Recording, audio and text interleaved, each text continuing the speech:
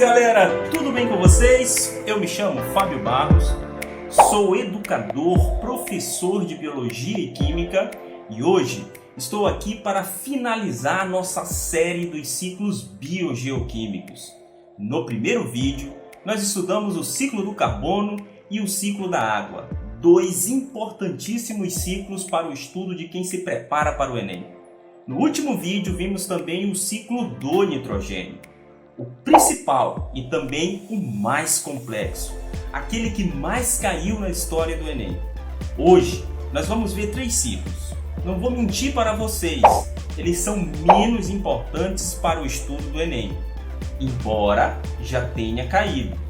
Porém, entender esse ciclo, além da sua importância fundamental para o equilíbrio dos ecossistemas, é verificar também, ou melhor, apurar sua visão para entender como o equilíbrio do sistema Terra está vinculado fortemente com esse ciclo.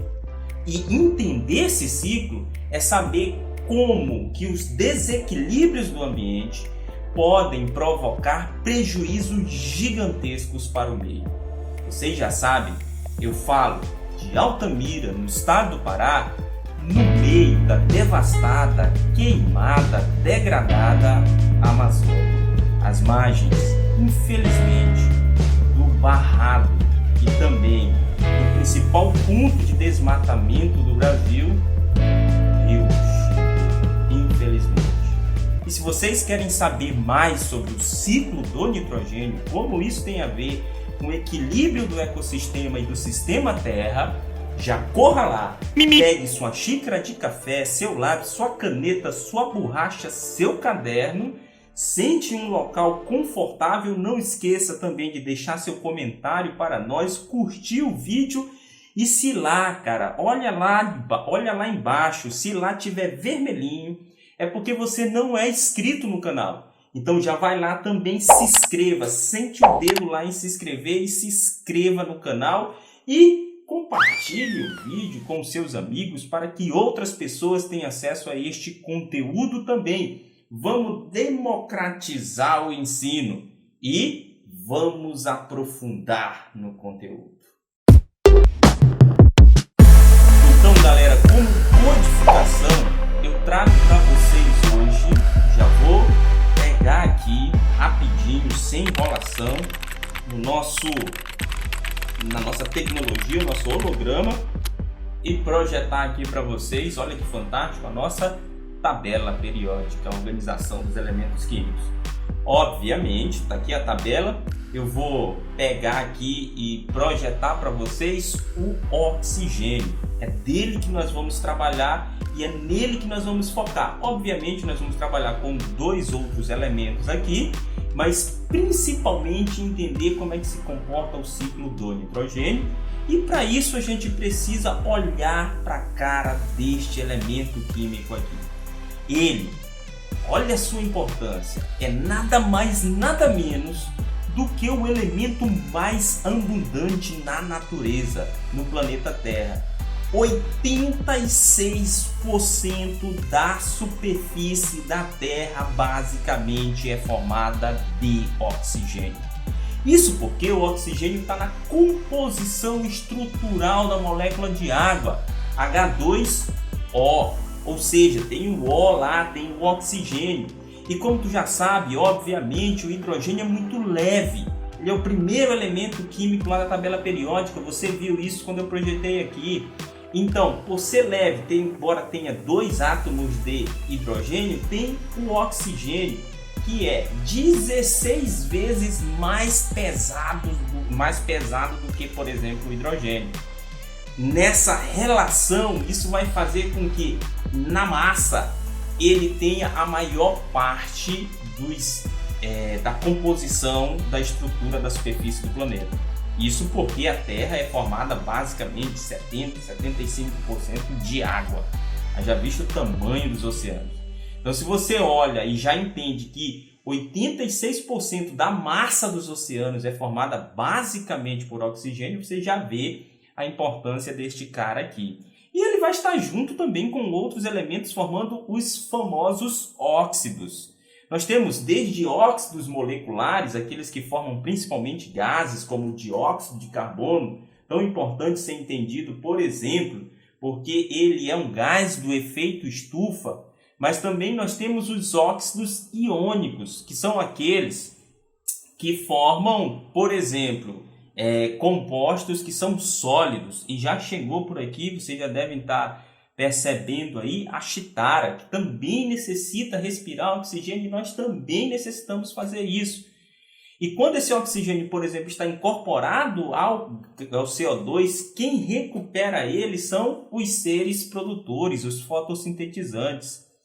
Esse oxigênio, ele no início da vida, foi escolhido pelos nossos ancestrais para ser aquele que iria oxidar o nosso metabolismo. Muita gente diz que o oxigênio, por exemplo, é o combustível da vida. Ele não é o combustível da vida, ele é o comburente da vida. Porque boa parte da nossa tecnologia também está movida à base do comburente oxigênio, possibilitando o processo de oxidação.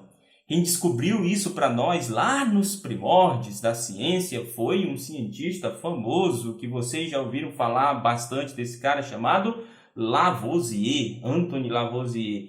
Ele vai desenvolver os princípios ali da oxidação e da combustão a partir do oxigênio.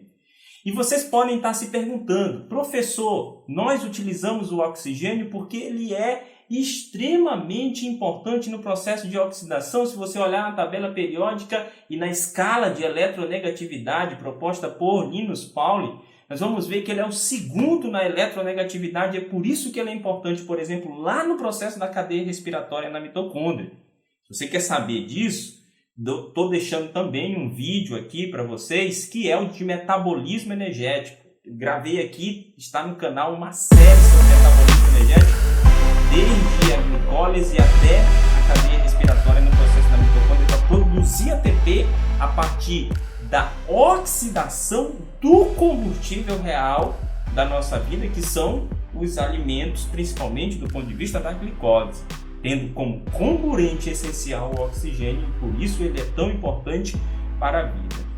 E por isso os nossos ancestrais escolheram ele. Mas você pode estar se perguntando, professor, se ele é tão eficiente assim pela sua eletronegatividade, por isso os nossos ancestrais escolheram ele, por que não escolheram um outro elemento que é, por exemplo, o flúor? Porque, principalmente, o oxigênio, ele está em grande quantidade, tem uma grande presença no universo. Ele é o terceiro em quantidade.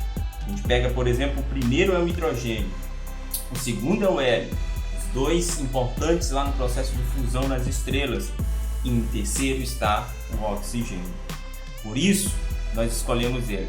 Mas principalmente porque o flúor ele é tão forte no processo de oxidação que ele se tornou um veneno para os seres vivos. Assim como ocorre, por exemplo, com o alótropo do oxigênio, que é o ozônio, o O3.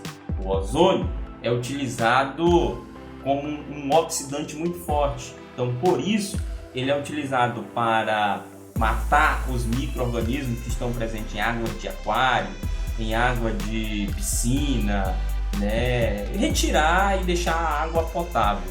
Mas tudo com muito cuidado, porque ele oxida e oxida de forma muito intensa e mata com isso os micro-organismos. Então, tendo o oxigênio como principal oxidante da vida, um dos elementos mais importantes para o ciclo da vida no planeta Terra, vamos então entender como é que funciona esse ciclo na sua totalidade, aprofundando no conteúdo. Então, galera, agora aprofundando especificamente nos 3 ciclos que eu ressaltei lá no início da aula, nós vamos iniciar aprofundando especificamente no ciclo do oxigênio e depois, obviamente, vendo ciclo por ciclo. Do ciclo do oxigênio. Então, não preciso mais falar sobre o elemento químico, nós vimos várias propriedades deste elemento que é tão fundamental para a vida no modelo que nós conhecemos no planeta Terra, a partir da sua história evolutiva. E então eu não preciso mais falar das suas propriedades, as propriedades do elemento químico. Nós vamos então ver como é que essas propriedades, aliada agora à organização desse modelo do sistema Terra, interferem ou dinamizam o processo de vida na atualidade. Beleza, o ciclo do oxigênio está envolvido diretamente no processo do metabolismo energético, e eu já falei aqui para vocês, quem quiser vá lá, busque lá, né? Nós já temos vídeos sobre isso. Então está envolvido diretamente no processo do metabolismo energético pelo seu poder oxidativo. Então ele é o oxidante da vida. Ele vai estar envolvido também no processo de combustão, que está diretamente ligado à nossa forma de tecnologia, principalmente da nossa principal matriz, da nossa principal fonte de energia, da nossa matriz energética mundial, que é a partir da queima do combustível fóssil, ou seja, a partir da combustão. E por último ainda está envolvido no processo de decomposição ou oxidação dos organismos vivos, isso e da matéria orgânica, isso é do ponto de vista maior, ou seja, a maior parte do ciclo do oxigênio está envolvido sobre essas questões. É óbvio que existem questões menores e, obviamente, o oxigênio vai estar vinculado a outros ciclos, como nós vimos lá, o ciclo do carbono, CO2, o ciclo da água, porque o átomo de oxigênio vai estar lá no H2 e 1O, e, por último, ainda vai estar vinculado em vários outros óxidos, como, por exemplo, o que nós vamos ver lá na frente, o ciclo do enxofre nos óxidos variados de enxofre. Bem como também no ciclo de oxigênio e seus óxidos lá no nitrito, nitrato, enfim. Então, galera, mas olhando especificamente para o ciclo do oxigênio e suas especificidades, nós temos então o oxigênio, o CO2 que está na atmosfera e o oxigênio está lá vinculado a ele. Esse oxigênio precisa ser capturado, resgatado e jogado novamente como O2 na natureza. Então, entra aqui os seres fotossintetizantes, que podem ser tanto terrestres quanto aquáticos. Terrestres serão, então, principalmente os vegetais, né? E, do ponto de vista aquático, os fitoplânctons. Existia um debate muito intenso, nós falamos lá no início do vídeo que a Amazônia sofre muito agora com queimada, devastação, né? Enfim, desmatamento. E o debate que surgiu era que a Amazônia é o pulmão do mundo. A Amazônia não é o pulmão do mundo. Ela estaria mais para uma central de resfriamento do mundo, né? E também de retirada, bombeamento de água do subsolo para a atmosfera, do que propriamente o pulmão do mundo.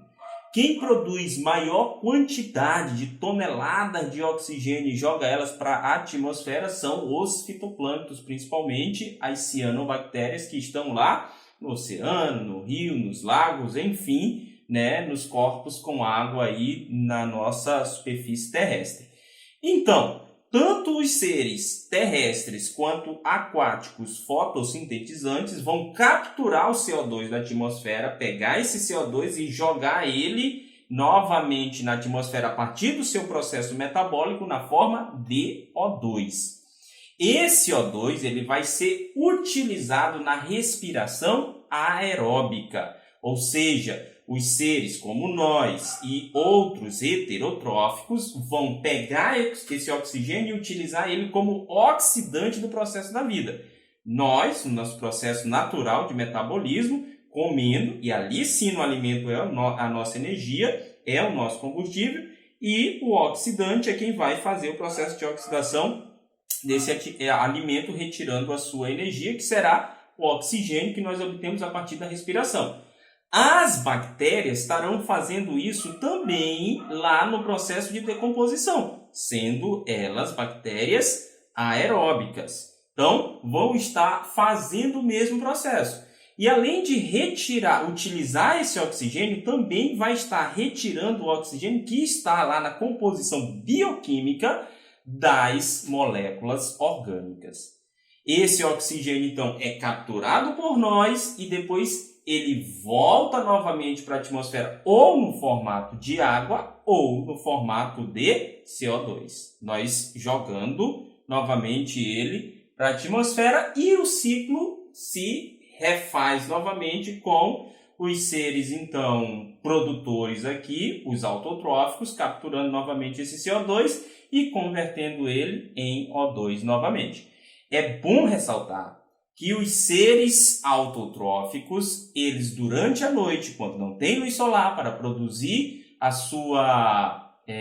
o seu alimento, né, eles vão utilizar o oxigênio, eles invertem o seu processo metabólico e passam a fazer um metabolismo semelhante ao nosso. Só que, por isso o debate sobre a Amazônia, só que a biomassa da Amazônia é muito grande. Porém, a biomassa dos fitoplânctons é menor. E aí o que irá acontecer com isso? A produção de oxigênio pelos fitoplânctons passa a ser muito maior. Porque eles ganham em número, mas perdem em biomassa. Por último, nós temos ainda o processo de combustão. Como é que ocorre a combustão? Então, eu tenho lá o oxigênio preso nas substâncias orgânicas, que geralmente vai ser feito a partir dos vegetais, que são os produtores, e ele precisa voltar para a atmosfera a partir da combustão. O que vai ocorrer? O oxigênio vai ser utilizado novamente como oxidante, tira a energia que está dentro desses compostos orgânicos no processo de combustão, retornando ele para a atmosfera a partir da molécula de CO2, quando o nível de oxigênio está razoável. Quando está mais baixo, irá produzir o CO, e quando está muito baixo, praticamente impossível a combustão, já será ali